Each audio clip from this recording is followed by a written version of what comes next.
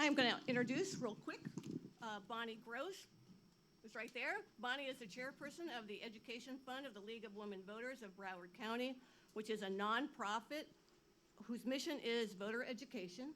And she's going to talk about the League of Women Voters and voting in the upcoming election. Bonnie. So I think it's pretty safe to assume that anybody attending a candidate forum is planning to vote. So that's not gonna be my spiel. What my goal here is to do is to just understand the dates and some of the mistakes to avoid, and more importantly, to turn you into an ambassador for voting, so you have the information to share with people. So October 7th, deadline for voter registration. So if you know anybody who's moved to Florida, please reach out to them. You got about a month to do that and get them registered. What if you changed your address or got married? New name, new address. You can update that at any point. You don't have to. October 7th is not your deadline for that. You can update that anytime right up until the day of the election. But don't go to the election day polls and think you want to do that then, because it's going to be long lines, it's going to be a pain in the neck. Do it now. It's really easy and fast to do these things online at browardvotes.gov. You're going to hear me say browardvotes.gov about 6 times here. And between now, think about people who got married and think about people who turned 18 and reach out to them to make sure that they are registered. So I'm sure you'll know there's 3 ways to vote. How many of you are voting by mail? Oh, a good number. So there's some do's and don'ts that I want to review with you, because unfortunately, when you vote by mail, you got to follow the rules to the letter or your vote doesn't count. So make sure that the SOE has your current mailing address, because the U.S. Postal Service cannot forward vote by mail packets.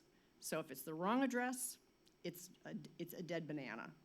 And 2,500 ballots were mailed for the primary that ended up in the dead letter file. So make sure, if you want to vote by mail, that you have the right address. And it's not too late if you didn't get a vote by mail for the primary.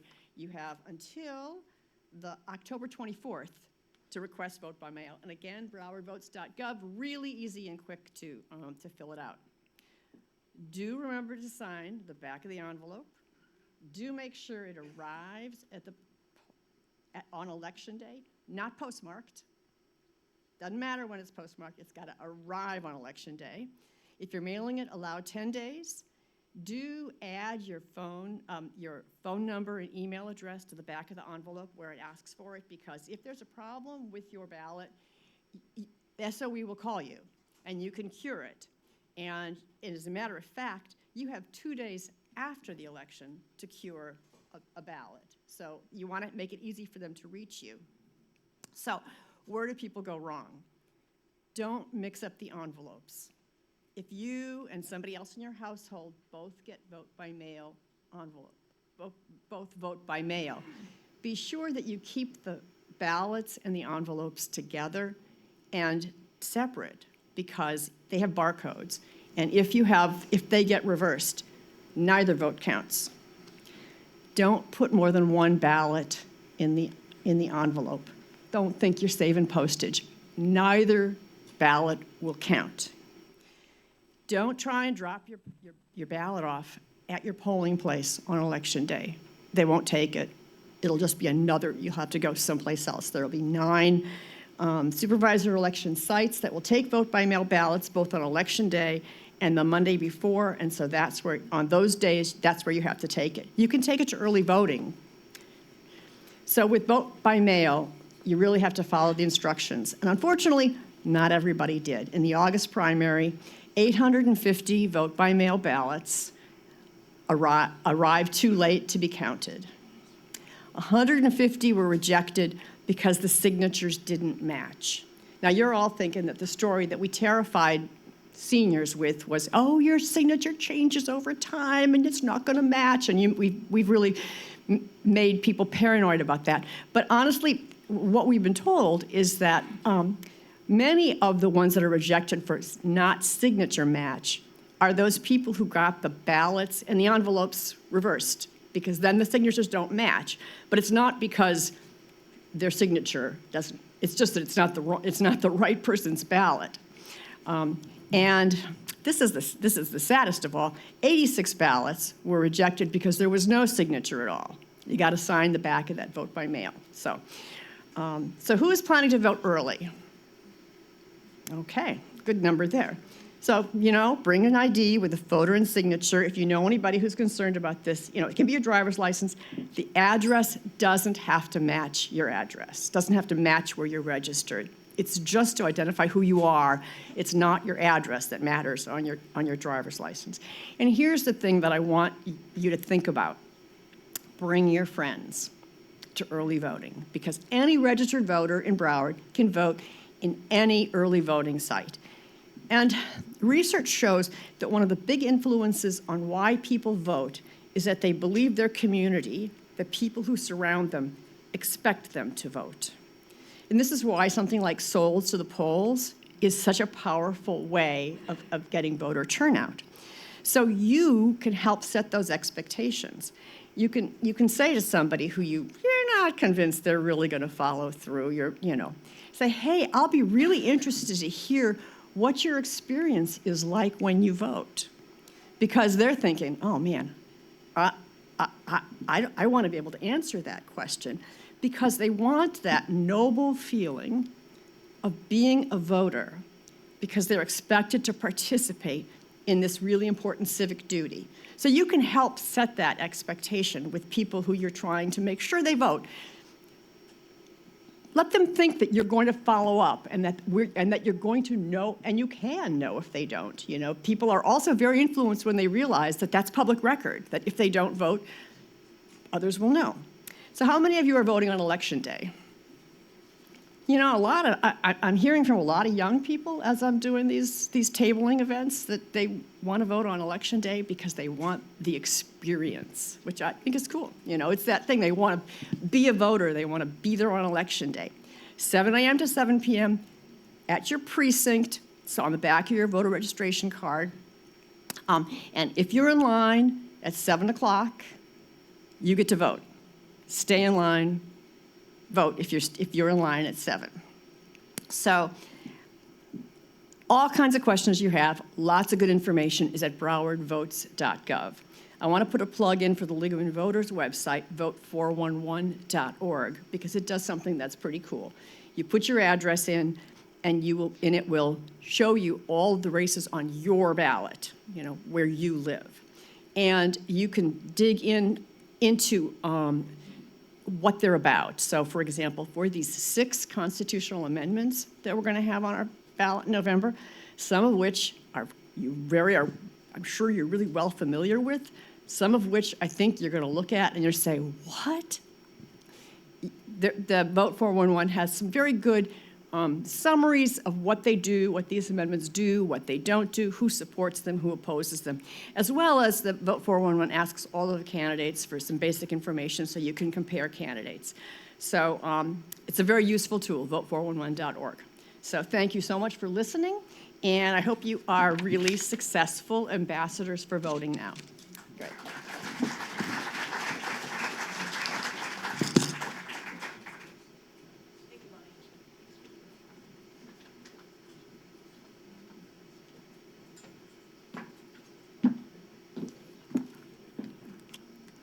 Okay, I'm back up here again. I am Mary Peliquin, and I am honored to be the president of the Council of Fort Lauderdale Civic Associations. Thank you very much. The council, I just want to say this out loud because I think there's been some confusion, is a nonprofit entity not owned by the city. Everything that you see done here is done by volunteers from all over the city who are not paid and are not on the city staff. So I just want to make that clear, that we are not a city organization or a public organization. We are a nonprofit organization. The council itself has 47 civic associations and 4 business associations as members. The diverse members are from all parts of the city, and they're from all 4 districts. The goal of the council is to educate and inform our members, and then they pass on that information to their own neighborhoods. From time to time, the council's members vote to take a stand on a pertinent issue. And it's no small thing when this happens and we write a letter of recommendation when there is a meeting of the minds across our entire city. Anyone get these on their chairs? All right, you want to hold them up? I want to make sure people actually got them. They're not just sitting on them, okay. I'd like to thank Jets Pizza. These are from Jets Pizza. And I want to thank them for all the delicious pizza they brought tonight and for all the times they've given us a very generous discount on pizza and for these BOGO coupons. Over the years, they have, been at a lot of our events and supplied just delicious pizza. And not just us, there's a lot of other nonprofit organizations that they have done the same thing for. And then I want to, talk about our other wonderful sponsors. Who sponsored us this year? It's the first time we've ever had sponsors, and they have helped us to be able to have this candidate forum. And they are the Chimney House, Casa Playa, Tarpon River Brewing, McKee's Teas, Hydroware, the Fritz, and Just Pizza. Oh, and let's not forget, give them a hand. Oh. And let's not forget the team here at the YMCA. They do an awful lot for us.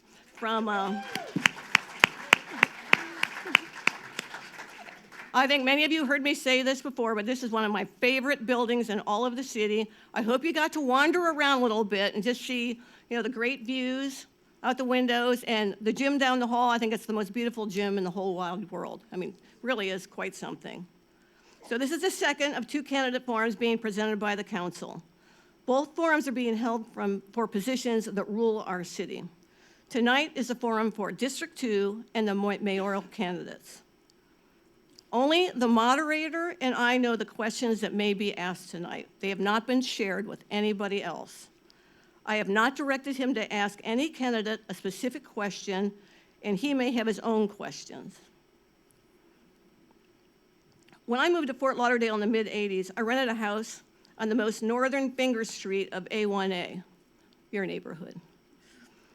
There was only one homeless woman in the area at that time. My children called her the Gucci bag lady because she carted around her possessions in designer luggage. She really did. She was generally okay unless anyone got within 10 feet of her bags where she would scream some indecipherable language. Woe to anybody who unknowingly and innocently passed by her on the sidewalk. They got quite a tongue lashing.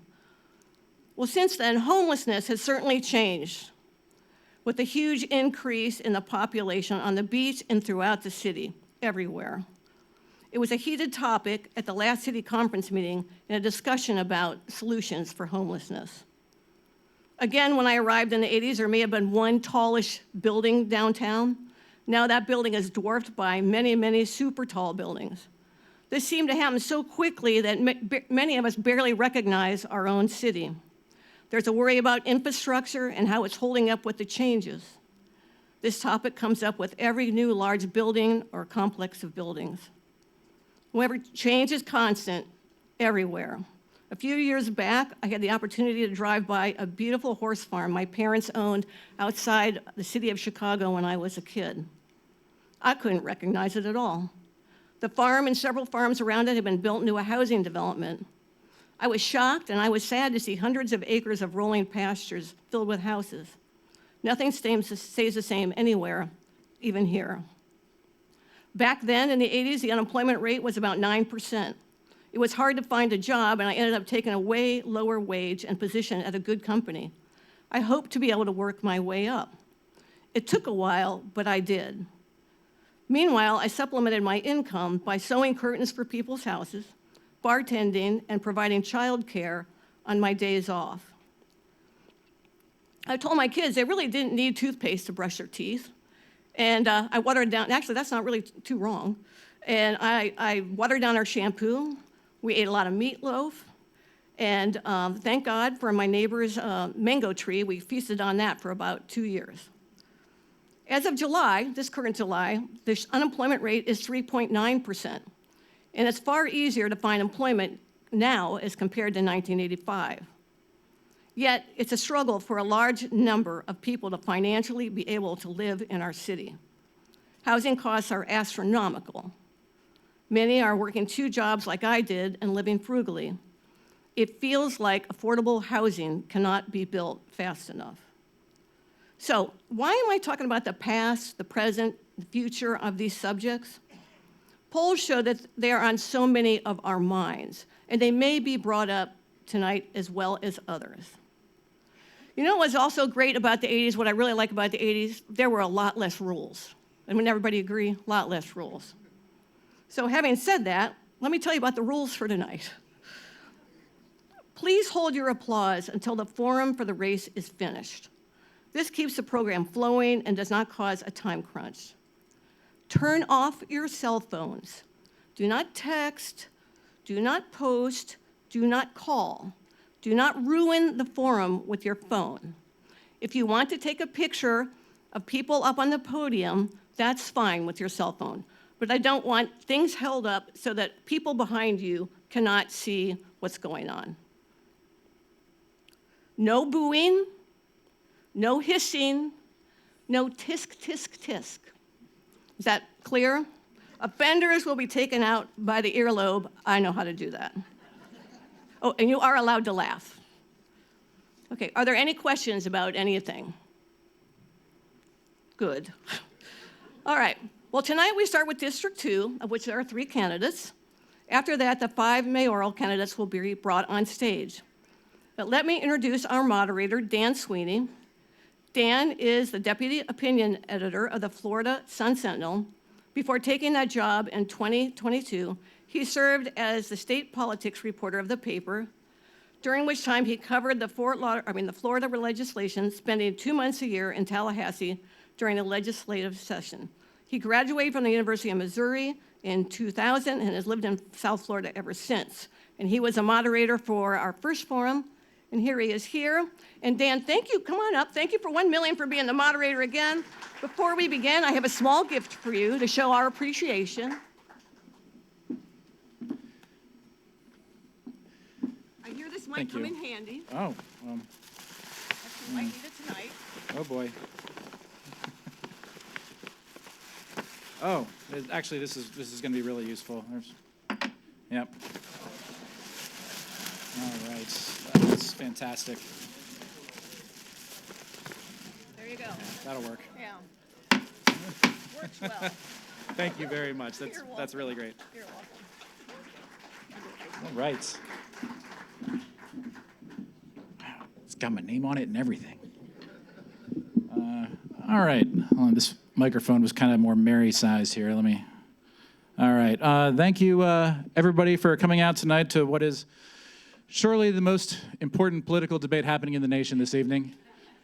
That crowd only gets a laugh amongst the politically involved, so I know I'm in the right place. Mary described the rules for the audience to you, but let me quickly run through the rules for the candidates so you all know what to expect. First off, there will be a time for opening remarks. That is 60 seconds. Following that, the city commission candidates will have 4 questions. Questions 1 through 3, they will have 60 seconds to respond. And the last question, they will have 90 seconds to respond.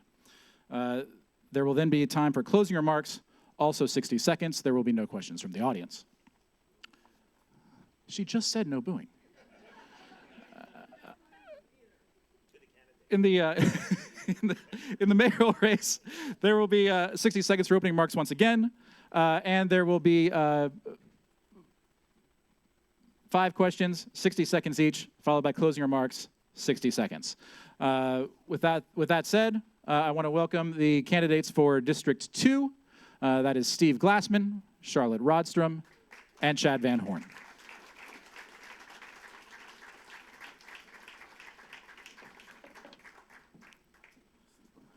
Sure.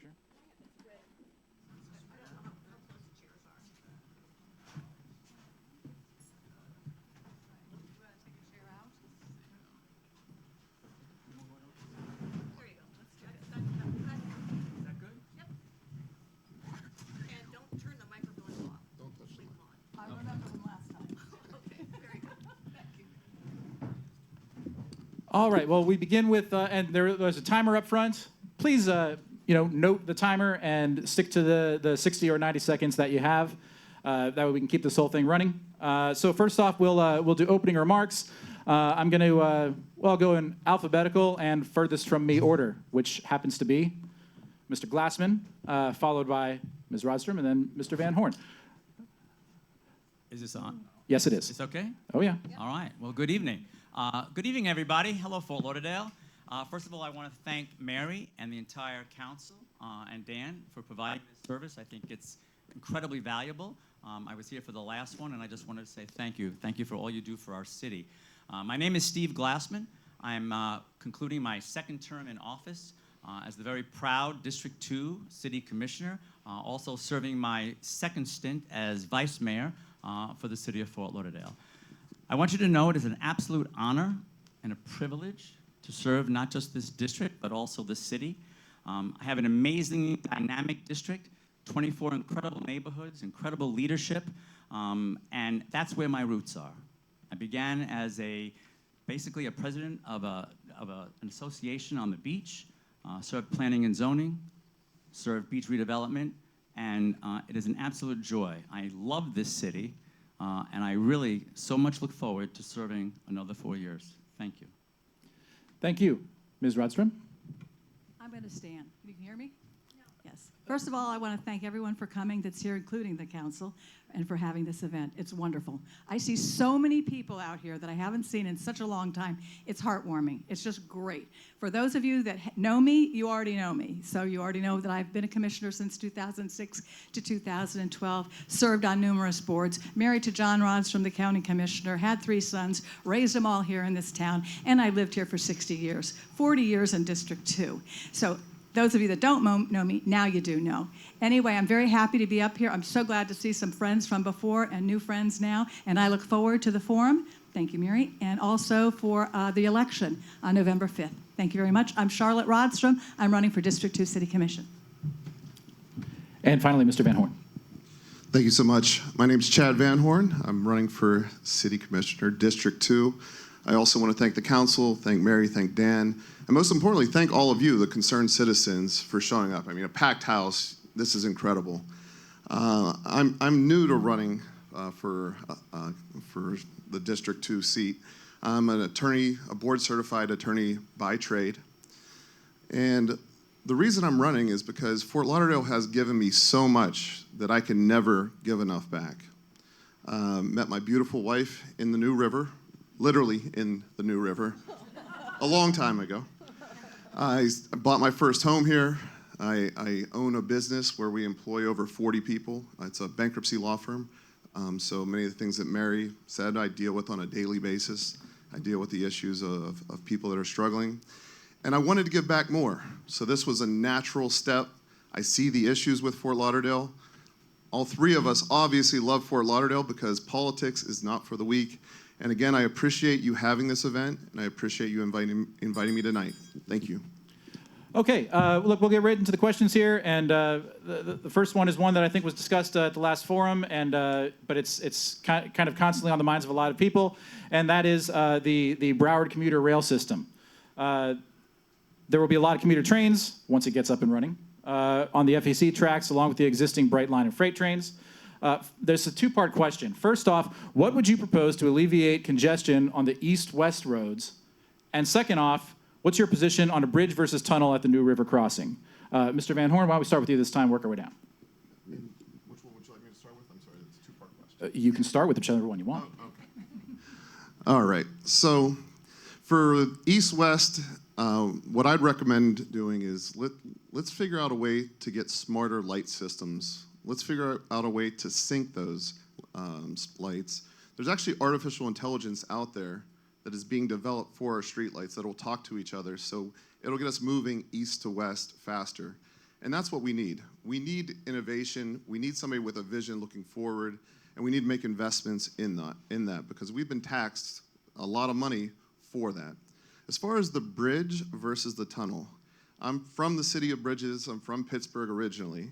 And I've heard this bridge versus tunnel. It's really a Broward County issue because we cannot fund the tunnel, and we cannot fund the bridge without Broward County. Now, ideally, we would have the tunnel, but I don't think we're going to get the funding for that, so we're going to have to deal with a bridge. It's going to be years until that happens, and I hope to work with the county once I get the commission seat to figure out the best for Fort Lauderdale. Okay, thank you. Ms. Rodstrom? I'll tell you right now that I am totally convinced that the county is the one that can afford to do what they're going to do. And I think that's important. I don't think it's our place as a city to stand in their way. The city right now is already over budget with all kinds of things that they're doing. The police station, I think they're taking $50 million out of a fund that they don't need to take out of because of something that's going on in the construction. So to me, if the county's willing to pay for it, that's what we're going to do. The east-west traffic, I am sorry to say, the more development we have, the more cars you're going to have, and you're going to have traffic. I'm not going to promise you there's going to be a solution to that. I am going to promise you that I'm not going to make it any worse if I'm your commissioner. Thank you. And Mr. Glassman? Thank you. First of all, east-west. Just so everyone is aware, the synchronization and the signalization is not a city responsibility or an issue. That is totally county. So we have to work much better with the county. I've already begun those discussions with our county reps and also companies that are very well aware of a lot of the AI that's there, but that would help on the east-west. Again, we are not in charge of synchronization and signalization.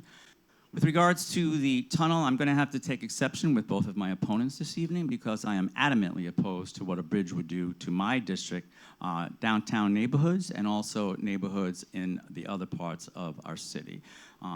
We have to make sure that we are working with the county, but not just giving in to the county.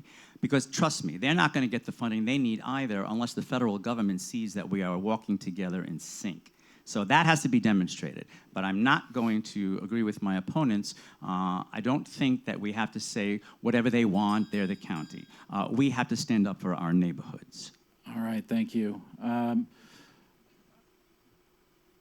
want to ask another two-parter, one specific part and kind of a general part here. Currently, developers outside downtown can apply for planned development district zoning that allows them to build as high as 300 feet. 2 years ago, there was a push to increase this to a 500-foot height limit brought on by the redevelopment of Pier 66. Would you support this option? What are your views on height limits outside the downtown area? And more broadly, looking ahead, what direction would you like to see future development take? Mr. Glassman? Okay, thank you. First of all, that was shot down, that 500-foot idea that lasted about 2 seconds. It's not appropriate. I will tell you that the development downtown is exactly where we wanted it to be. It was not that long ago that we had a very blighted downtown. In fact, in the 90s, practically no one lived in downtown. Now our downtown rivals our seaport and our airport as an economic engine, the third in the county. That's incredible in just 20 years. But that being said, I want you to know that we work very closely with our staff, with our neighborhoods. I'm very proud of the work that we did to make sure that our neighborhoods were protected. We have transition zones now. Those transition zones protect each and every neighborhood from the encroachment of that development. But do we want the development? Do we want the height? Do we want the density downtown? Yes, we do. That's exactly what the master plan said. That's exactly what we have executed. It's been tremendously successful, and at the same time, protecting the integrity and the quality of life of our neighborhoods. Ms. Rodstrom, go ahead. I don't see how you can possibly protect the quality of life of neighborhoods if you're putting up 3 35-story buildings at the Searstown site. I'm sorry. I believe that growth needs to be managed. I believe that we need wider sidewalks. I believe we need more green space. And I believe we need infrastructure with our sewer and water taken care of before we approve any more large-scale developments. Don't forget, the rack that people are talking about was extended up to Sunrise Boulevard. It used to be in the downtown. The downtown is now encroached to the Sunrise area. That is a huge encroachment on neighborhoods, especially Victoria Park, Progresso Village, and other neighborhoods around. Is my time up? That's it. That's how I see it. Thank you. Thanks. Go ahead, Mr. Van Horn. Overdevelopment is a massive issue in Fort Lauderdale. Yesterday, within the last 24 hours, I had flooding in Flagler Village, and there was also waste on the street right next to a public park, Feldman Park. which a park that I used to enjoy before a pump station was put on there. This is all because of overdevelopment. The flooding is because of overdevelopment. If we're going to go to 500 feet, the people on the top floors might be able to stay there 10, 20, 30 years from now because everybody below is going to be flooded. We need to focus on our city and keeping our city as it is and have sustainable growth and not this crazy growth where whatever you apply for, if you want to go 300, you want to go 400, go ahead. We'll grant the variance. When I'm in as city commissioner, we're going to have smart development. Thanks. And I don't know if you somehow read my mind or looked at my notes, but my next question has to do with the city has come a long way from the major sewer main breaks of a few years ago, but just yesterday, there was a sewage overflow incident in Flagler Village. Has the city done enough to address the sewer issue specifically, and is its infrastructure keeping up with development in the city? Ms. Rodstrom, you haven't had a chance to go first. Go ahead. No. You mean to the answer or to going ahead? No, I'm happy to go ahead, and I will tell you it's no. It is not keeping up with what's going on. Obviously, with Flagler Village, I was there also checking it out and seeing things floating in the side of the road with the water. So I know there's a problem, and we've just approved, not we, the commission has just approved more development for Flagler Village. If you go on the DDA websites, you'll see all of the developments that they have approved at the city with this current commission. No, growth is not paying for itself, growth is not keeping up with the infrastructure, and growth has to be managed properly for our neighborhoods to be able to thrive and enjoy life here in Fort Lauderdale. Thank you. Mr. Glassman, why don't you go ahead? Yes, thank you. First of all, I just want to correct the record. The incident in Flagler Village yesterday was not a development issue. It was a control issue, and it was recognized right away, and it was taken care of. That being said, it's always interesting to me when Charlotte talks about infrastructure, because when Charlotte served on the commission, those were the years then nothing was done about infrastructure.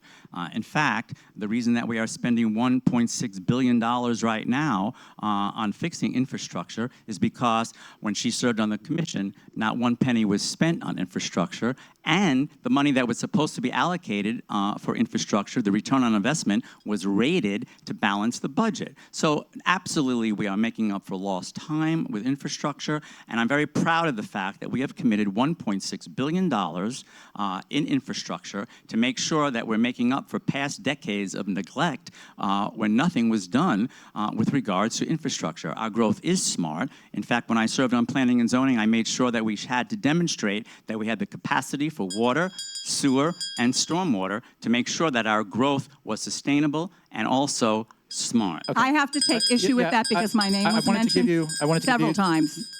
I wanted to give you like 30 seconds to respond because he directly talked about your time on the board. And he's speaking about the return on investment that was done during my time. I voted against the return on investment. Myself and Bobby DuBose both voted against it because we did not want to rob our sewer infrastructure fund, and we did not. I was not part of that vote. I was the one that voted against it along with Bobby DuBose. So in that case, Steve, I will fact check you like you did with me in Victoria Park. Thank you. She just used my name. Do I get 30 seconds? Oh. No response to the response. Okay. One quick response. I would just simply say to that, you might have voted against return on investment rating, but you never spent one nickel to improve the infrastructure in the city. That's the point. All right. Look, those are our three questions there, and we have one fourth question. Oh, I'm sorry. Come on, Dan. I did 3 times, so I had in my head 3. I'm really, really sorry. Go ahead, Mr. Van Horn. I apologize. What was the question again? I think we got a little off subject. I'm sorry. Tunnel or bridge? Tunnel or bridge? No. This one was about, I said the city has come a long way from the major sewer main breaks of a few years ago, but just yesterday there was a sewage overflow incident in Flagler Village. Has the city done enough to address sewers infrastructure in general, and is it keeping up with development? The short answer is no. I live in a townhome, and our basement, when you run the water, you hear bubbling sometimes at the bottom, and that's when you know something's going to happen. And that something could be really, really bad if it comes up through the showers. So these are things that our residents should not have to deal with. We should have a first-class city. We all say we love this city. Well, look what the commission is spending the money on, and that's how you determine what they really love. And we can look back through the years. I'm the only one that doesn't have a record on the commission yet. But when I'm in there, I promise you, I'm going to get rid of the fluff, and we're going to focus on things like making sure sewage is not coming up into our showers. Thank you, Dan. Thank you, and again, apologies for that. All right, our last question, you get 90 seconds to respond to, and we did this last time around as well. Mary has a bunch of the neighborhoods within your district in that grab bag of hers, and you're each going to pull a name, and then you are going to tell us briefly and succinctly. If you pick your own neighborhood, you got to put it back. Briefly and succinctly, please tell us the location of the neighborhood, high points of it, and the needs and wants of the community. Briefly, please. Is that your neighborhood? Well, I hate to tell you this, but this neighborhood was taken out of District 2 during the census of 2020. Poinsettia Heights, I love the neighborhood. See how much I know about the neighborhoods? It's no longer in District 2. I just want to say it had nothing to do with the neighborhoods and which ones were put in there. Okay, so not this one. Okay, so I'm going to put that one back, but this happened the last time, too. I know, I remember that. Well, I've only been in one neighborhood. Okay. You're welcome. Not your neighborhood? Okay. No. Okay, good. Not my neighborhood, we're good. Okay, all right. All right, Mr. Glassman, why don't you go ahead now that you don't have Poinsettia Heights? Thank you. I chose Sailboat Bend, which is wonderful because it's very near and dear to my heart. Actually, this neighborhood came into District 2 in the 2010 redistricting. It used to be in District 4. You know that little historic neighborhood? It is the only residential historic neighborhood in the entire city of Fort Lauderdale. It's just opposite of the Broward Center, just to the west of Broward Center, and it goes all the way to the river. And then it's also bordered by Broward Boulevard on the north, all the way down to the police station. It's a beautiful neighborhood. It is our first neighborhood in the city of Fort Lauderdale. I have worked very closely with that neighborhood. We're developing right now a master plan because I don't think it gets the attention it deserves as our only residential historic neighborhood. So I'm working closely with them on that vision plan. That's important to them. They're also involved in the first group of cities that we're going to work with to make sure that we are in the tranche that's going to deal with the stormwater issues. They've already had millions of dollars because that's one of the low-lying areas of our district. It's a charming neighborhood, historic neighborhood, wonderful residents. Some of them have been there for 50, 60, 70 years. Christian Garay is the president of that neighborhood. Proud to have his support, and I'm really looking forward to moving forward with that neighborhood and creating that vision plan. Okay, thank you. Ms. Rodstrom, what'd you draw? I got the Central Beach Alliance. And I will tell you that is probably the largest neighborhood in the city of Fort Lauderdale, especially in District 2. I feel like I should turn it over to Bill Brown over there to speak about it. He's the president of the Central Beach Alliance. It is the beach, the entire Barrier Island beach, going from basically close to 17th, just north of 17th Street, all the way up to where he lives, by Oakland Park. So it's a large area. I am very familiar with the Central Beach Alliance from years ago. We developed their first master plan called the Barrier Island Master Plan, and it was, we had a lot of charrettes, we had a lot of community involvement. People were very interested in what was happening to their beach. We had sand bypass that was a big problem because we were losing a lot of our sand. We had the turtles that were having problems, so we had to put in turtle lights. We had the beach parking lot that needed to be redone that was a mess. We had that we had to deal with. We had Bahia Mar that was a mess that we had to deal with. After that, we have also going up the road, we had the Hall of Fame pool, which I happened at the time to be sitting on the board. And people were very interested in the Hall of Fame pool. We allotted $75 million for that pool, and ended up with $25 million when it finally got finished. So it looks absolutely beautiful. A lot of condominiums, I think a lot of snowbirds, but a lot of local people live there, and they love living on the beach. Their biggest complaint is the noise and the traffic and the events. Thank you. All right, and last but not least, despite the fact that I forgot him, Mr. Van Horn, what neighbor did you get? Well, thank you for remembering me. I got Progresso, my neighbor. So I live in Flagler Village. So for those of you that don't know Progresso, it's a beautiful neighbor just between Sunrise and Broward, just west of the train tracks. Some of the issues that they have are very similar to Flagler Village. Flooding, affordable housing, crime rates are up in Flagler Village and up in Progresso. I like the history that's been in Progresso, and I like some of the history that was in Flagler Village, but it's being replaced by new buildings. And unfortunately, that is causing the flooding. And I always say this is kicking the cool kids out of town that made Fort Lauderdale cool. The people that built these villages, built this area, can't afford to live there anymore. That's ridiculous. And guess what happens? Out-of-towners come in, and they don't know the history because nobody's there to tell them about it, and then it just changes everything. So I love Progresso. I love they have some of the best restaurants in Progresso that you can get. Talk about real food. You can have some of the best food over there. And they're great neighbors to us, but again, they're dealing with a lot of the same issues that we are, and I look forward to being their commissioner and working with them. All right, thank you very much. That was the last question for the District 2 City Commission candidates. We'll have the mayoral candidates up next.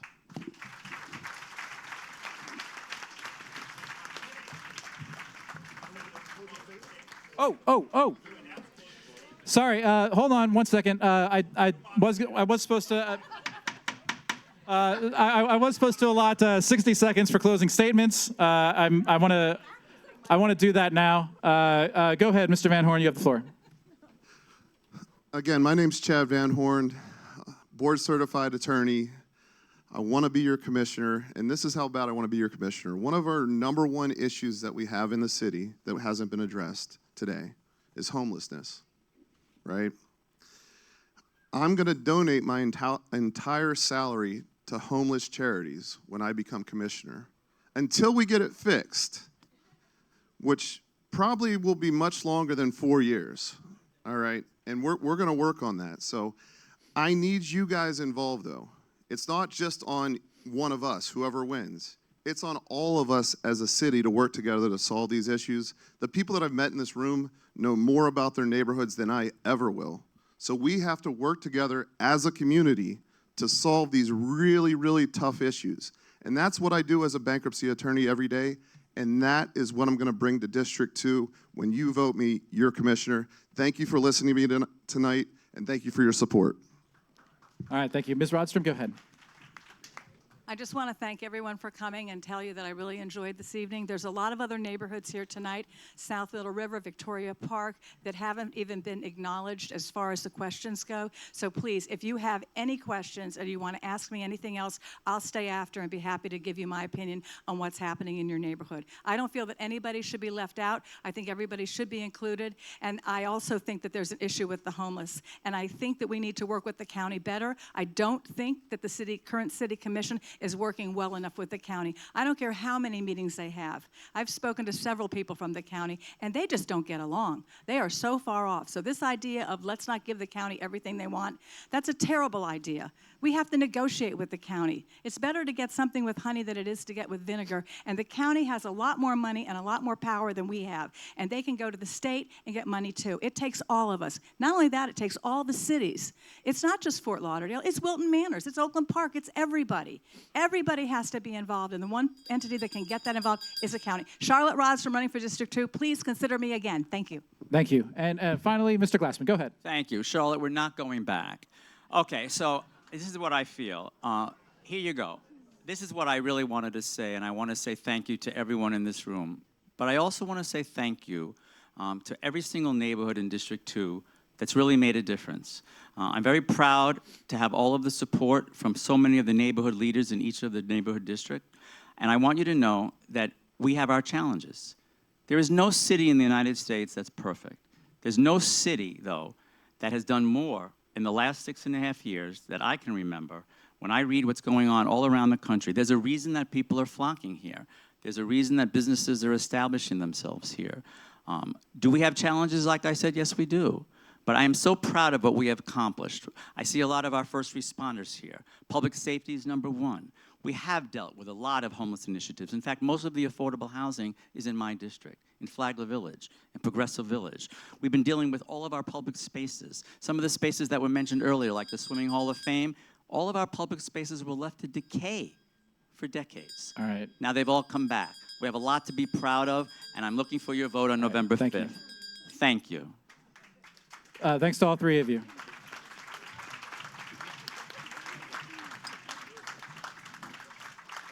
Oh, yeah. Hey.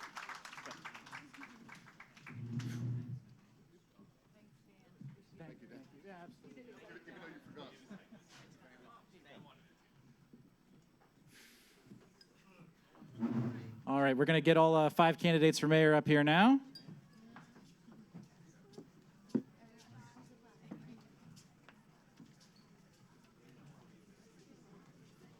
We are running just slightly ahead of schedule, so we may even get you home in time to hear opening remarks at another debate.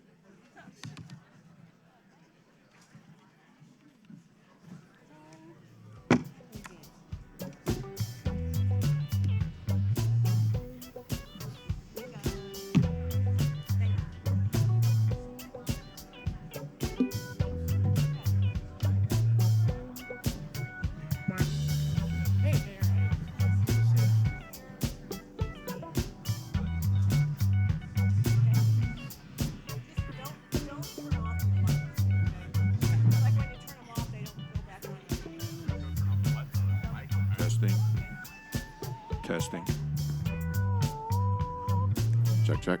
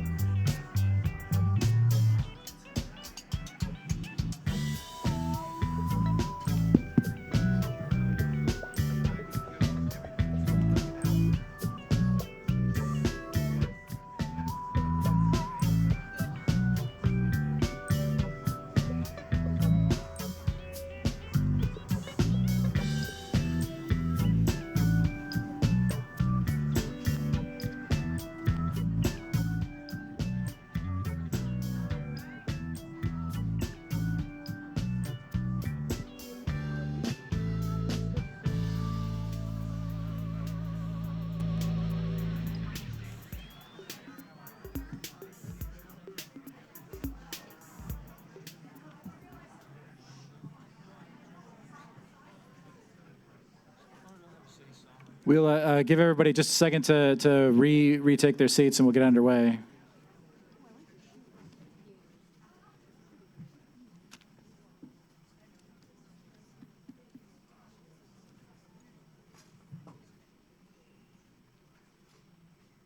All right. Again, there will be 5 questions, opening remarks, and there will be closing remarks. I want to introduce all 5 of our candidates, starting in alphabetical order, and farthest from me, there's Kenneth Cooper, Jim Lewis, Christopher Nelson, Barbara Stern, and Dean Trantalis. Each of you will have opening remarks, 60 seconds, and we'll go ahead and we'll start closest to me. Mayor, go ahead. Good evening, everybody. For those of you I have not met before, my name is Dean Trantalis, and I'm very proud to have been your mayor for the last almost 7 years. I've been on the city commission for almost 13 total, first as a District 2 commissioner, and now as your mayor. And I'm very proud to be part of a growing community that's thriving, that's exciting. You know, I moved here 40 years ago, and maybe even a little bit longer than that. And I saw a different city than we see today. And I have to say that I'm very proud to be able to represent what we have created so far in this community. And it took community to make that happen. Neighbors working with neighbors, people working with people, visitors, investors, we all come together to create such an exciting city that we are now enjoying, and everybody's taking part. We're going to talk a little bit about some of the details tonight, but I want to thank you all for being here. Thank you for inviting me. I'm looking forward to this debate. Thank you. Go ahead, Ms. Stern. Hi, good evening, everybody. My name is Barbara Stern. I want to thank the council for putting this on. You know, there's so many communities, and it's really hard to get out to all of you. I'm going to apologize now if I don't know the geography as well of the city of Fort Lauderdale. I've lived here since 1998. I might not know every neighborhood, but I'm learning, and it's been a great experience. I jumped in this race a little bit last minute, June 14th, because I saw where we were in this city, and I know we deserve better. We have had decision after decision made that is not in the best interest of our city, maybe the developers, but not in the best interest of our city. So I decided I'm gonna do this. I could sit on the sidelines and continue to complain, or I could be part of the change to make a better Fort Lauderdale for our future and for all of you. So I humbly ask for your support, your consideration tonight, and most importantly, if I can earn your vote, that's the most important thing ever. So thank you. All right, Mr. Nelson, go ahead. Wow, we got a bunch of mics. Hi, I'm Chris Nelson. I'm running for Fort Lauderdale mayor. My wife and I, my beautiful wife there, Nicole, and I both live in this city, and we love this city. But I'll tell you, just since 2020, when we moved into our condo, our costs of living in that condo have more than doubled for multiple different reasons. But we're being squeezed all over the place, okay? And the last thing we want is to be squeezed out of the city that we love, that we have decided to call our home. And you know what? I love the fact that there's a bunch of people coming down here. I like change. I like new restaurants. I like things like that. But when you've got a situation, and by the way, I did vote for Dean Trantalis in 2020. I voted for him because he was standing up to the commission at that time, and I thought that was a good thing. But I've had some changes of heart since then. And when I look at these super PACs that have $500,000, $800,000 in them, it looks like, and it's all developer money coming in, it looks like something fishy is going on. Thank you. Thanks. Jim Lewis, go ahead. Good evening, everybody. Let me thank you all for coming out, too. I know there's a big debate you want to see later on, but this is important. This is our city. And I've lived here for 37 years. I've lived in 8 different Fort Lauderdale neighborhoods: Coral Ridge, Idlewild, Gold Ocean Mile. You might say, why? What happens when you marry beautiful women, things don't work out, you give them houses. That's what happens. But I do love this city. I've been able to have 4 children here, 2 grandchildren. I've represented people in trouble in this city as a criminal defense attorney for over 30 years. And we are a city in trouble, and we need a defender for this city. We need to wrestle this city away from the developers and the big money and the special interests and the new team. You see, they're trying to put together a team to take our city away, and we can take our city back. We can take our city back. We're going to fight this $500,000 that Mr. Trentalis and Mr. Glassman have all put together to try to keep things the status quo and keep the developers in charge. We're going to be in charge. The neighborhoods, the residents are going to be in charge. All right, thank you. And finally, Mr. Cooper, go ahead. Is that working or not working? Trade you. Looks like I'm the oldest and longest resident here. I'm a native Floridian. I was born in then Miami, Florida, not Miami, Florida. And God knows, for that long, I've seen every change that the city's gone through. And then I've migrated from Miami to Hollywood. I went to South Broward High School. I went to Broward Junior College. I went to the University of Florida. My undergraduate is in business administration, which is why I think I'm the most qualified. It's not necessarily, it's the decision-making that's being made we're all objecting to in the city of Fort Lauderdale. We all know the same issues: overdevelopment, flooding, homeless housing, everything else. We need somebody with an undergraduate degree in business administration. I worked at the bank. I was very successful before I went back to law school. We need somebody who can make good decisions to stop the overdevelopment, fix the flooding, fix the homeless. It's easy solutions, and I believe I would be best qualified to be your mayor. Thank you. Okay, thank you. The closing statements from the previous go-around, a couple of them mentioned that they regretted not getting into homelessness, so I'm going to make that the first question I ask. Homelessness has become a growing issue in Fort Lauderdale. Starting October 1st, Florida will prohibit local governments from permitting public sleeping or camping on public property. Further, Sheriff Gregory Tony has said he will not jail anyone solely for violating municipal ordinances, such as one against public sleeping. Considering the limited support from Broward County and the state, what measures would you propose to effectively address and alleviate homelessness in this environment? Mr. Cooper, why don't we start with you and we'll work our way down. Actually, I think some of you know I ran for mayor last time, and one of the cities had a very easy solution to the homeless problem. They gathered up in a warehouse, they rented, and they got all of the federal government agencies in. They got the state of Florida agencies, the county agencies, and the city agencies. They picked up the homeless, brought them into the warehouse, because 70% of these people are not capable of filling out the forms to get the government support that they need. So what happened was they marched them down station to station to station, got them all the benefits they needed, and that solved 90% of the homeless problem in the city. But now, as somebody suggested, and I'm stealing their idea tonight, it looks like we're going to close a bunch of schools because we don't have that many children like we used to have. There is a public position for them with air conditioning, bathrooms, showers, and food to accommodate them. It's an easy solution to a difficult problem. Understood. Thank you. Mr. Lewis, go ahead. You may have heard about my suggestion on how to cure the homeless problem. We're going to have an encampment somewhere, folks. It's going to happen. This law is taking effect October 1st. Homeless people have to go somewhere. The sheriff's not going to take them into jail. So I suggested we put it at the parking lot of the soccer stadium. Now, that made a lot of people nervous and a lot of people mad because we're about to enter the playoffs and we have the world's most famous soccer player and a very, very good team.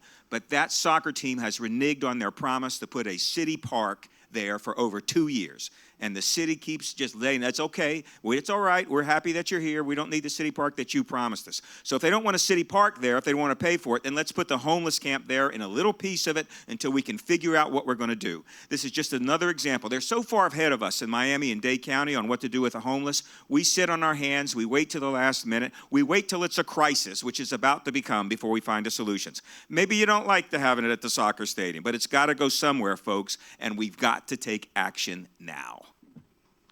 Thank you. Please hold your applause until the end of the candidate forum. Thanks. Mr. Nelson. No, we absolutely do not need a homeless encampment. Let me just tell you something, a little bit of truth of what's going on here. First, Mayor Stephen Miner of Miami Beach, I told Mayor Dean this, that he has cut the homeless census down over half since January because they're taking this law seriously, unlike this commission. In 2019, this commission voted to relax the restrictions on where sex offenders can live in Fort Lauderdale. Since then, Fort Lauderdale has become a magnet for sex offenders.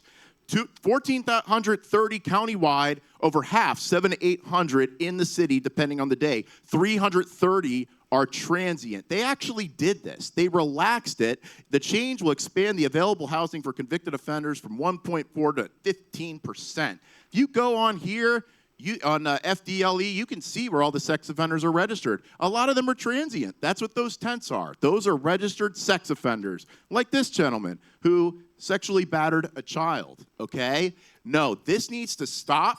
The restrictions on sex offenders needs to be put back in place so we are not a dumping ground for sex offenders. Thank you. To follow up, what would you do about the homeless problem? Well, number one, we're going to put in the restrictions on sex offenders again. All the other cities, they don't have those restrictions, so that they tell them to come into Fort Lauderdale. So that will cut it down right then. You put that back in place. Secondly, we copy what Miami Beach is doing. All right. Miami Beach has successfully done this, and they've also used Christian organizations to house homeless people as well. So that's what we need to do. Ms. Stern, go ahead. Well, Dean, you look like you're about to chime in and say something. So do you want to maybe go out of turn and address that? Because I felt like there was an attack on you. Okay, great. Hi, good evening, everybody. So this is a chronic problem. It didn't just happen overnight, right? This has been coming for a long, long time, and we have failed to address it. We knew that this change in the law was coming. I think the commission, put their heads in the sand, was hoping that the courts would turn it over. Well, it didn't happen. So now we're faced with dealing with it. We've had solutions come forward, temporary, it's not perfect. Safe parking zones, absolutely, we need to do something along those lines. We need to find those areas. I know that Dean in the press is quoted as saying, it's not like these people can really stretch out. I doubt many of these people have a luxury town car, but many people are sleeping in their cars, and we owe it to them to find a safe place for them and their children to sleep in. It is not ideal. Nobody wants to hear about children sleeping in cars, but it happens. We have a judge for Broward County that's how he was growing up. So we need to look at these issues.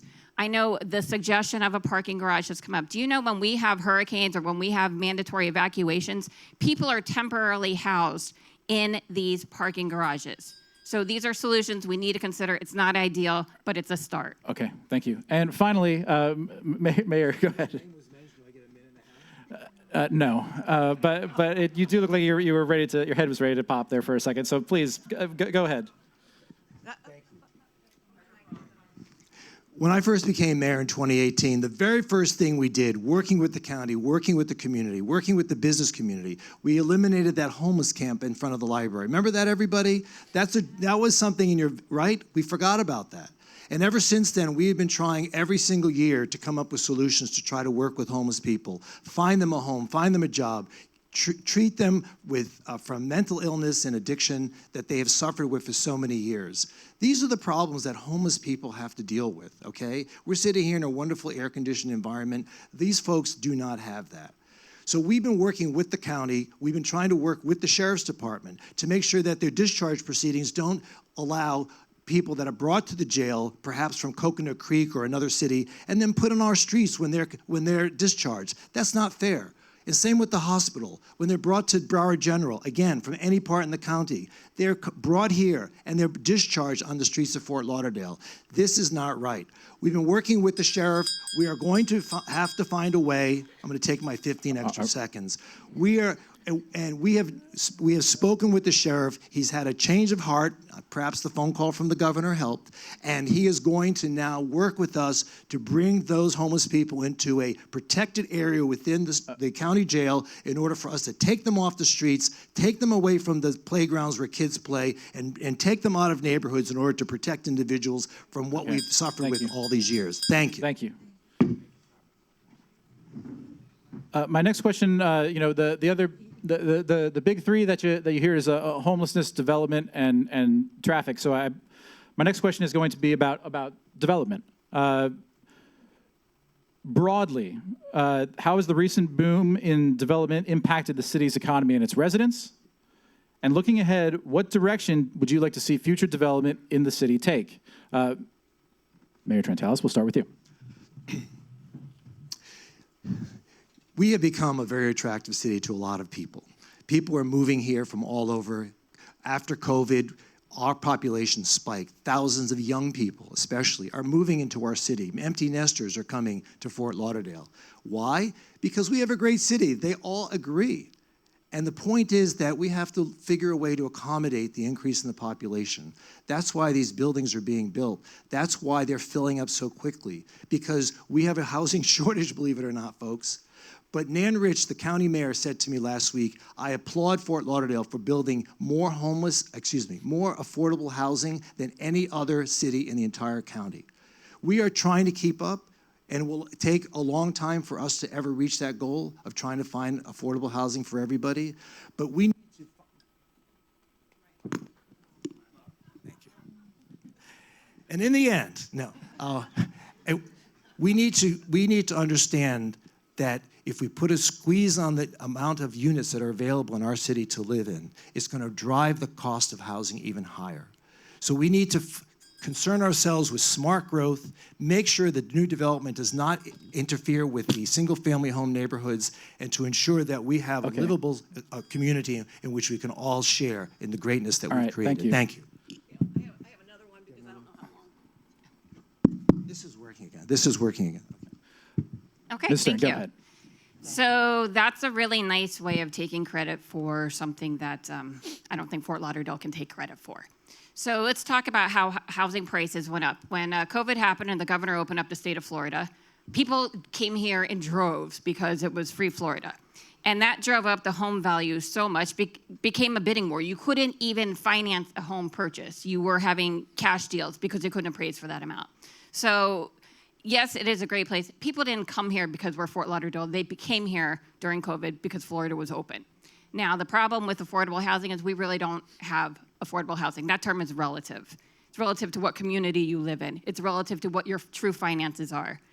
I don't think a studio at $2,600 a month is considered affordable housing. Let's be real, people. We have overdevelopment. We have 1,100 condo units available for sale right now. There is no shortage. We have plenty. It's just too much money, and that's why they're sitting empty. So we need to adjust, possibly, the master plan and go back and look and see, did we make a mistake 20 plus years ago? All right, thank you. Mr. Nelson, go ahead. Yes. Does anybody really believe that we have affordable housing in Fort Lauderdale right now? We're one of those condos that we're up for sale because the special assessments and all these other things, it's just squeezing us. So I don't know where this affordable housing is, but I do know, and this is what is fishy and this is what I don't like, okay? That you've got Mayor Dean with his Progress Fort Lauderdale Super PAC, where he's taking money from Fat Group Fund, Urban Street Development, the people that are redeveloping Fat Village, that's $15,000, $25,000 from Dependable Equities. Well, look what Dependable Equities is doing. 47-story Fort Lauderdale Tower that got approved. Maybe there's nothing fishy about this, but I'll tell you where there's smoke, there's fire, and this absolutely looks to me like legalized bribery.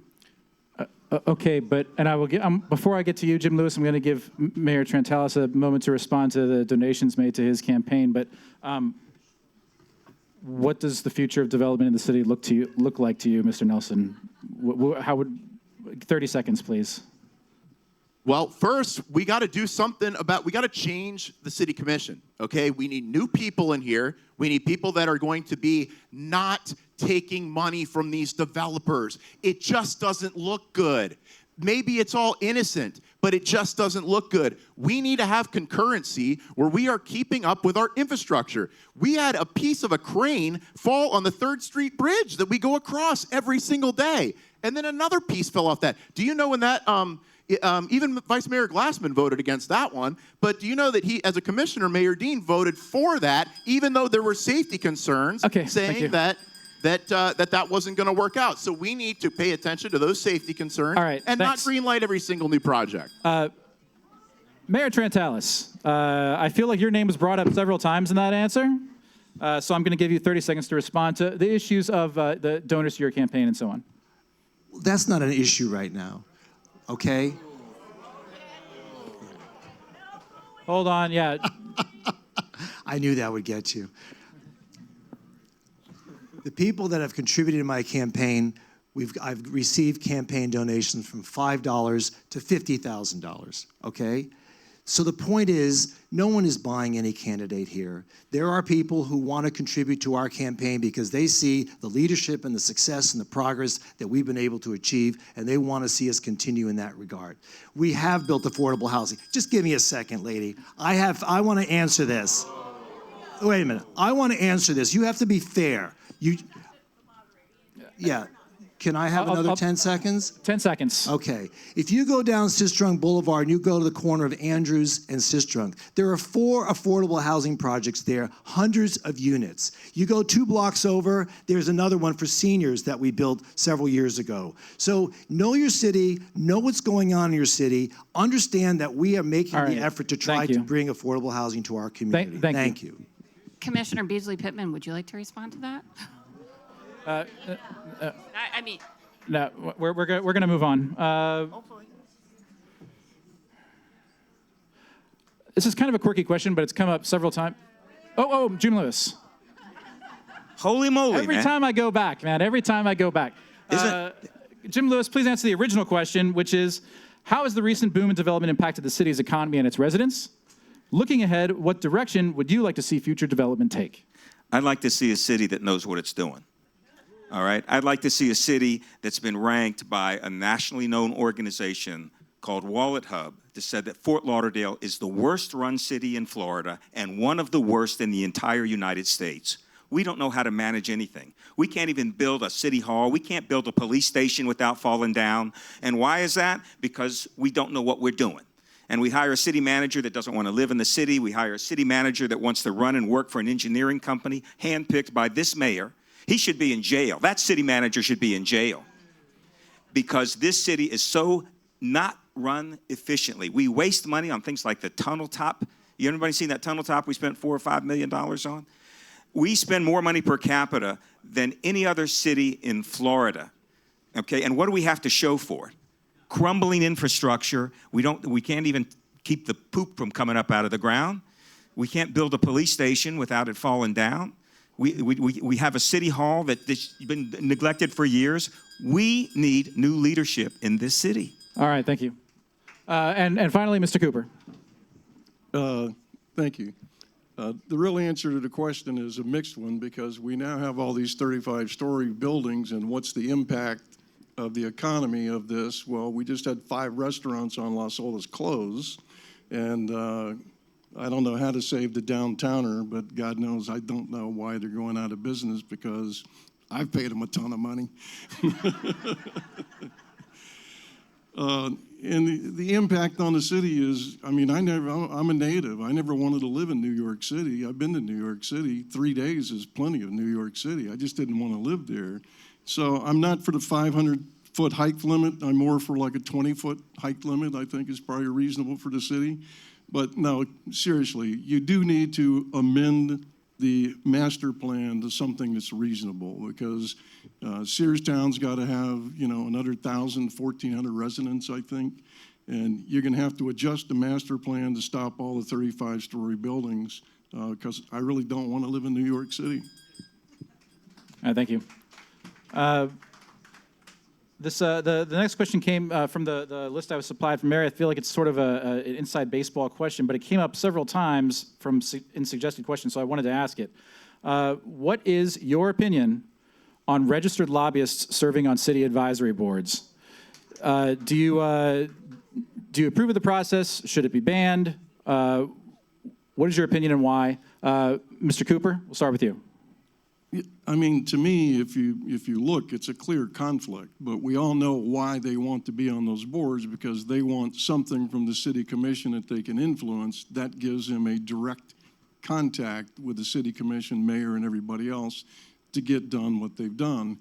And that's why we have all these 35-story buildings that we all object to. So the answer is you need to stop it. It's a clear conflict, and they should not be on those boards. Mr. Lewis, what do you think?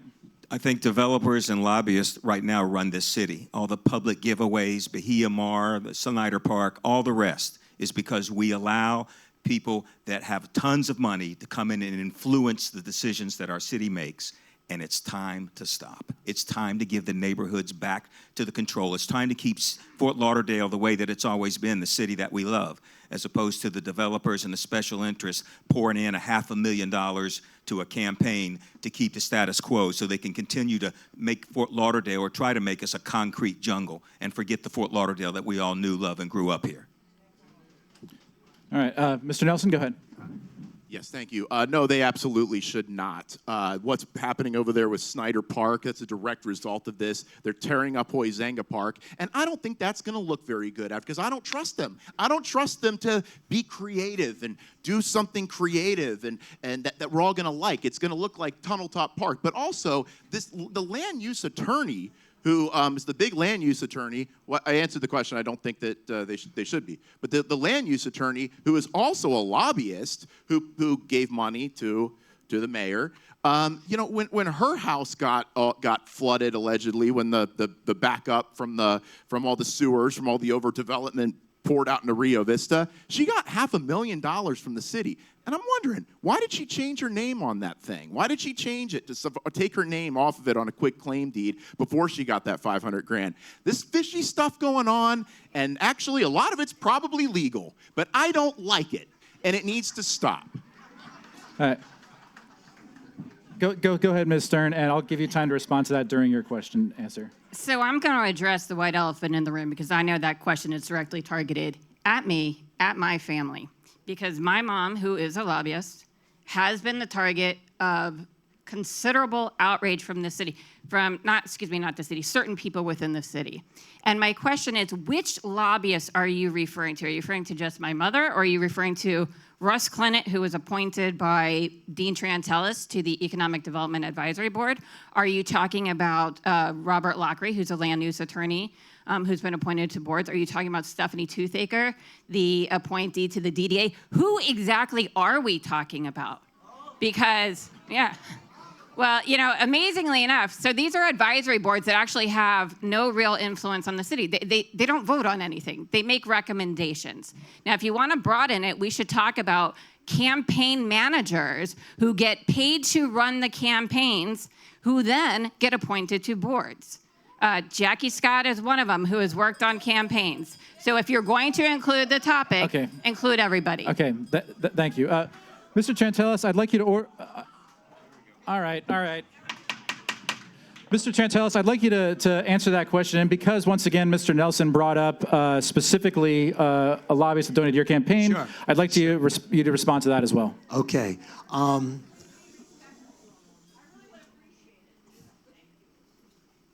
Thank you, Mary. So the quick answer is I do not believe lobbyists should be on advisory boards or any other type of committee with the city who does business with the city. If these folks do business with the city or in any way try to influence decision-making with the city commission, they should not be on any board that we appoint. Having said that, let me respond to Mr. Nelson. Yes, the city did vote almost $500,000 to Miss Stephanie Toothaker because of flooding in her house. I voted against it. And so check your facts. I voted against it. I pulled a consent item to specifically vote against it because I did not want it to appear as though there was a conflict of interest. Now, I hear Jim Lewis talk about how dystopian Fort Lauderdale is, how awful this place is, and how often he's come up to me and said, I love the city, you're doing a great job. This is all campaign nonsense, okay? Thank you. Thank you. We'll move on to our fourth question. Does Ms. Scott get 30 seconds? Our fourth question is, with the recent significant growth in downtown, the beach area, and Flagler Village, a lot of residents are concerned about increasing traffic issues. Do you think those concerns are valid? If so, what specific strategies do you recommend to address and mitigate traffic issues throughout downtown and the beach area? Yes, please. So a lot of the activity that we're seeing in our city is generated from new construction, and a lot of it is from commuter traffic. We talk about the east-west arteries that we see in our city that continue to flood our streets. These are commuters that live in other parts of the county that work in our city. A lot of the folks that live downtown in Flagler Village, we're seeing all these new young people moving into the area. They walk to work. They walk to the grocery store. They have created an urban environment that they love to live in, and they've started a family. They're starting their careers. It's exciting to see what's going on in our city. But we do have to talk about commuter rail. The commuter rail is an important thing. I know you brought it up at the District 2 question, but commuter rail is going to be very important. And to ensure that it doesn't destroy what we've created in our downtown, and that's why we need a tunnel. To think that we should accept the bridge makes no sense to us. We've spent years trying to build our downtown. Let's not destroy it with a bridge that's going to completely separate communities. Those that people live on this side of the tracks and those that live on this side of the tracks. We can't continue to create that barrier for the future. Thank you. Thank you. Ms. Stern, go ahead. So as I understand it, just yesterday, the mayor had a meeting by Zoom with the county administrators to talk about the bridge. And with him, he had lobbyist Russ Clennett, who represents BDO. So that's someone who does business with the city, who is he actually appointed to a board. But these are critical times, and we need to address traffic control. We've talked about having the bypass road to the beach. That would definitely improve the traffic flow. We need to find ways around the city that we can do this. The traffic congestion is a nightmare. We deal with it day in, day out. Maybe not everybody does. I don't know where you live, but I have to come from north of Sunrise When it's really bad, I go through Victoria Park, and it's not meant to be a cut through, but that's, what Waze will tell you to do. But we have a crisis dealing with some of the, it's actually a regional problem, so getting our lights in sync is an important issue, but freeing up the roadways is what's the most important, and stopping the development is critical. We're going to move on for that. It wasn't a. You've already responded to the. She brought up something that I'd like to. You already responded to the idea of lobbyists and that issue, so I want to move on. It's not up to the crowd, it's up to the moderator. So please compose and distance yourself. Well, we were all supposed to be in flying cars by now, but that has not happened. So we got to make do with what we got. Back to the Future. Remember, they do. All right, let's see some flying cars. All right, but that's not happening. So I can tell you a way that to not make it better. You can. Building those two fat towers that they're going to put on both sides of the Dalmar, that's going to cause a lot of congestion in that area. Oh, thank you for finally getting the tunnel finished, though, the Kinney Tunnel. But that's going to cause problems there. If they tear up that Las Olas median, which we had a rally and we said, we put our foot down on that. We don't want to tear up that median. And thank God, Mayor Dean actually agreed with me on that. But if we do that, that's going to cause even more traffic and more damage to those businesses that were already had that road closed forever. I like that idea with the new convention center. The state, I think it was, put in a new road that went all the way in. It's going to be traffic. It's going to go straight over around to 95. Any way we can do that. I like the idea of the AI with the lights. Okay. And so thank you. Go ahead, Mr. Lewis. So you think traffic is bad now? Wait till they open up the Pier 66 and the new hotel in the convention center and see what it's like getting around over there now. I used to live in Coral Ridge, but the last time I moved, it was actually voluntarily. I moved downtown to the Waverly on the corner of Broward and Federal because it's close to work, and that's where my office is, okay? So that's how I deal with it. I don't drive anymore. I got a little scooter. I get around. Sometimes you'll see it. But folks, there's not a whole lot we can do other than stop the development, stop the overdevelopment now, stop it on the beach, stop it downtown. Let's care more about neighborhoods and building our neighborhoods and protecting our neighborhoods. We've got to deal with all kinds of things and we got to deal with 15 seconds. That's not a lot. We got so many problems here in Fort Lauderdale and we have so little time. But if you don't make changes, then you're just going to get more of the same. You're just going to get more of the developers and big money running the city as opposed to we, the residents who love this city. Thank you. All right, thank you. Mr. Cooper? Well, I'm more about foresight than hindsight. And the problem is the city commission and everybody for the last 10 years, when you started building all these buildings, you should have planned for that traffic. And I've been to those city commission meetings where they come in with a traffic study for a 35-story building, and the answer on the traffic study is there'll be no impact. The crowd laughed when they did that and said, no impact? You're building a 35-story building and it's not. And that's the problem. You have all these developers that should have been paying for parking lots. They should have been paying for the lighting. They should have been paying for everything of all the problems they created. We used to call them impact fees, but I don't know where those impact fees go, but it certainly hadn't been in the infrastructure. But now you have a traffic problem that can only be solved, in my opinion, of a one-way street down Andrews Avenue and a one-way street up to 3rd Avenue, and you time all the lights all the way down to 595 and all the way to I-95. And that's your only solution. All right, thank you. My last question is, if you could, upon election or re-election, if you could, by mayoral decree, amend one provision in the city's charter, what would it be and why? In the city charter? Yes. Go ahead. First of all, the charter needs a lot of revisions, and I'd like to see the Charter Review Board consider a number of changes. One, I'd like the community to decide whether November is the best time to run for office. Should we keep it in November, or should we bring it back to March? I'd also like the commission the Charter Review Board to consider whether or not we should have staggered terms on the commission. Right now, we vote all commissioners and the mayor all at the same time. And I think that takes away from our ability to maintain some kind of institutional knowledge from term after term. These are kinds of things that we should consider.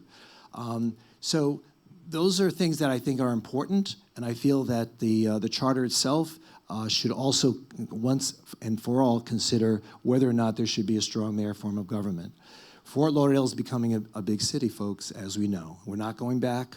The community continues to grow and thrive, and I think that we should consider that as well. Thank you, sir. All right, thank you so much. Ms. Stern, go ahead.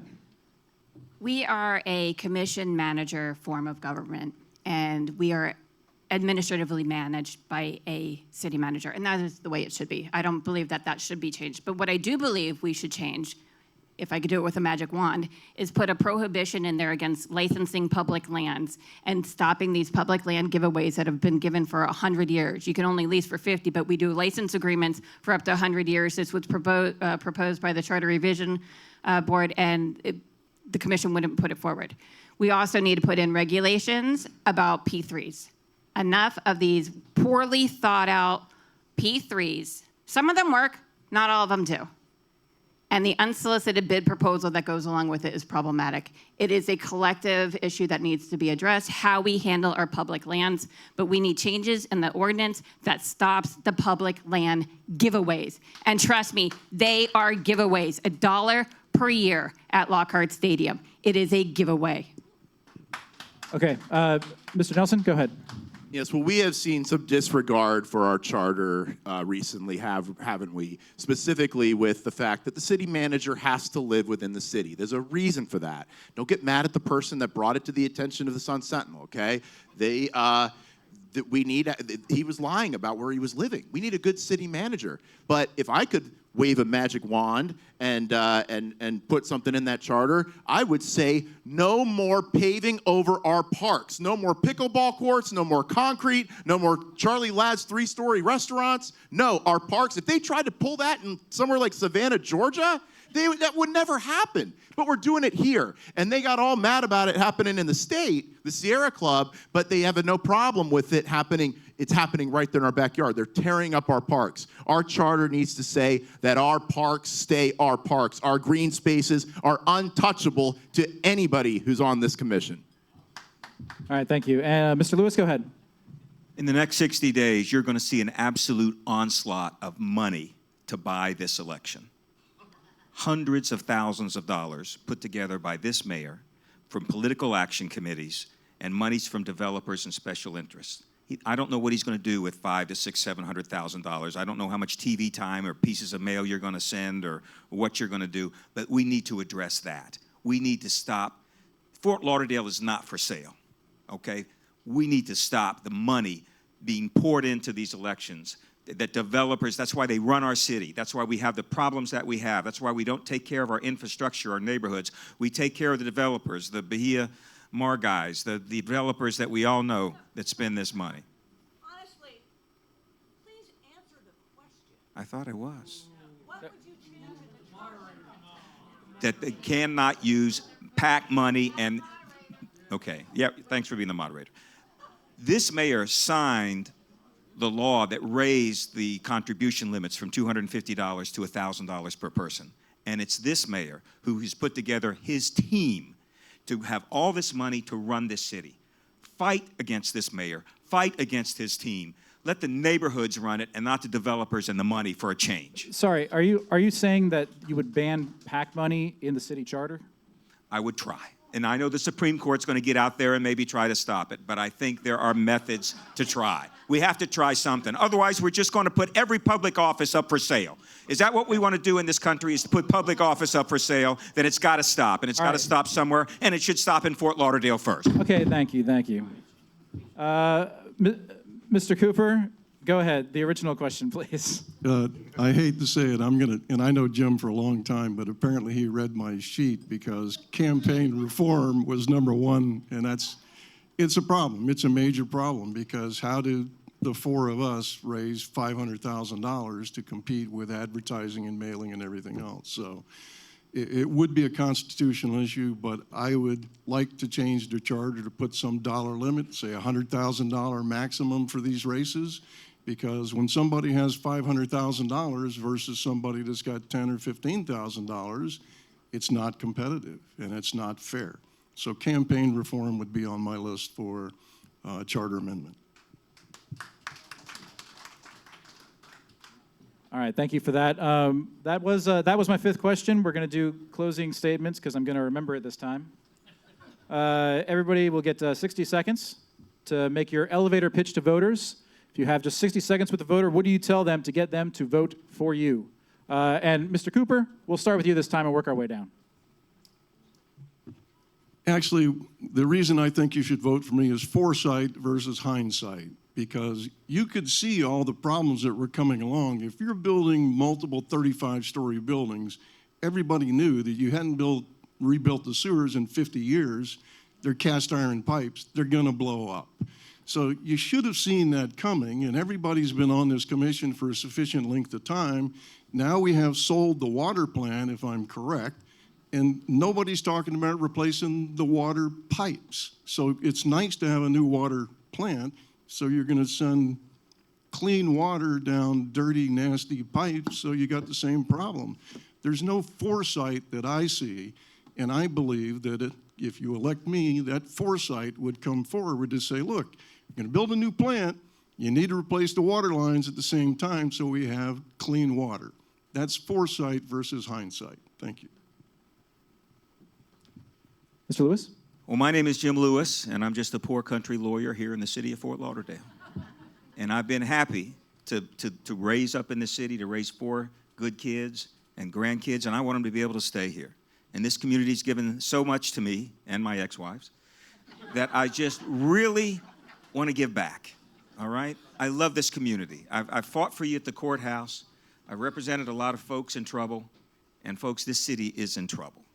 And we can blame some of the people that are here, or we can do something about it. And the doing something about it is to change it at the top.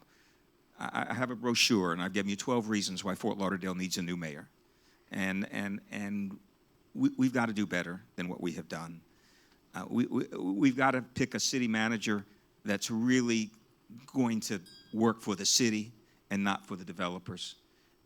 We've got some great people that have worked for our city and have run our city, but they don't drive Bentleys. Okay, it's time to get out of the team Bentley. All right. And get everybody else in there. Thank you, Mr. Nelson, or Mr. Lewis. Mr. Nelson? All right, I'm Chris Nelson. Thank you guys for listening. I know it got a little heated there, but this is what it's all about, being a citizen, a responsible citizen, and holding these guys accountable. This is how you get things done. Thank you, Mary, for having this. Thank you, Dan, for moderating. I'm a DJ by trade, and I would much rather just be having a party right now. I would just love to have it going right here and just be, we get it going. But this is a city I love. My wife loves it here. We love it here, and I want to stay here. I want it to stay what it is and not lose what we got. We have something special here. I don't know if you've noticed, but the Downtowner is in the Maxwell Room. I just DJ'd there the other week. It's a special place. And now it's going to be gone. Las Olas is going to be totally transformed. We don't want to lose what is special about our city. And I think deep down, Dean doesn't want to either. And sometimes I think you just need to remind him of it a little bit. But I hope you do vote for me. I'm Chris Nelson. You can check out my website, chrisnelsonformayor.com. Thank you. Ms. Stern, go ahead. Hi, thank you again, everybody, for listening. These are very, very important issues. Again, my name is Barbara Stern, and I unfairly put Commissioner Beasley Pittman on the spot when I said, do you want to address that issue? Because the mayor just told us tonight that we have affordable housing projects coming into District 3. They're not. I just attended the CRA meeting here a couple weeks ago, and they complained, we cannot afford to live here. People from Miami are moving into those. So it's really, really important, folks, that we gain control over our city. I want to be that person. I'm being supported by our police union, and our fire union just endorsed me today. First responders, public safety know that I will stand up for the community. I will stand up for our first responders.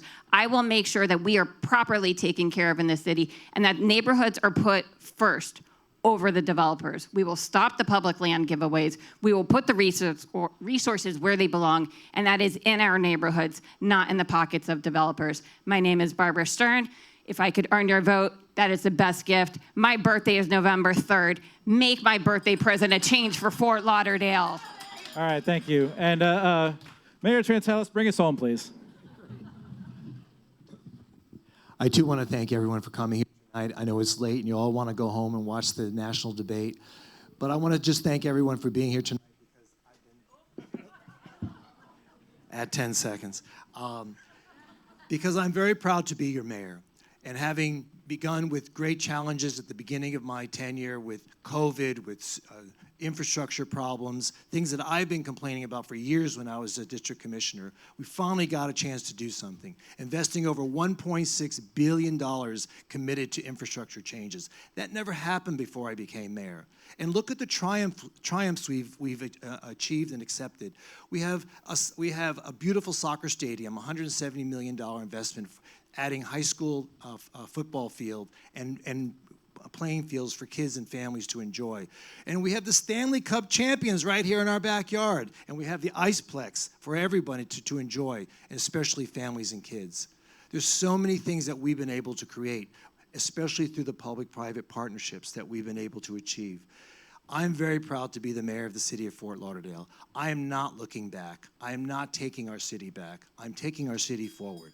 I want to see us go forward, and I want to see us be the greatest city in the state of Florida. Thank you. All right, thank you. Folks, hand to everybody for starters.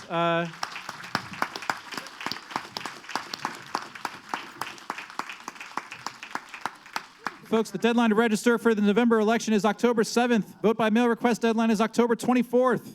The early voting period begins October 21st, and the election is November 5th. Thank you very much for coming out.